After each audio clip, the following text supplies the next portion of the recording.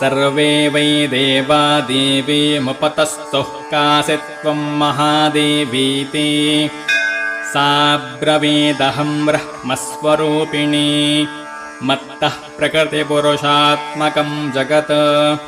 शून्यं चाशून्यं च अहमानन्दानानन्दौ अहं विज्ञानाविज्ञाने अहं ब्रह्मा ब्रह्मणि वेदितव्ये अहं पञ्चभूतान्यपञ्चभूतानि अहमखिलं जगत् वेदोऽहमवेदोऽहं विद्याहमविद्याहम् अजाहमनजाहम् अधश्चोर्ध्वं च तिर्यक्चाहम् अहं रुद्रेभिर्वसुभिश्चरामि अहमादित्यैरुतविश्वदेवैः अहं मित्रावरुणावुभौ बिभर्मि अहमिन्द्राग्नी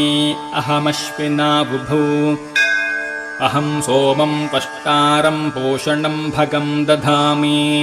अहं विष्णुमुरुक्रमं ब्रह्माणमुत प्रजापतिं दधामि अहं दधामि द्रविणं हविष्मते सुप्राव्ये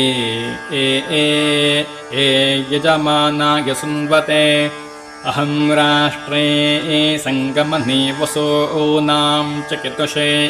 प्रथमा यज्ञियानाम्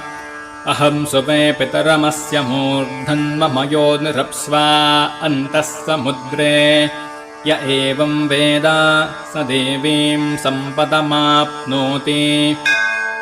ते देवा अब्रुवन् नमो देव्यै महादेव्यै शिवायै सततं नमः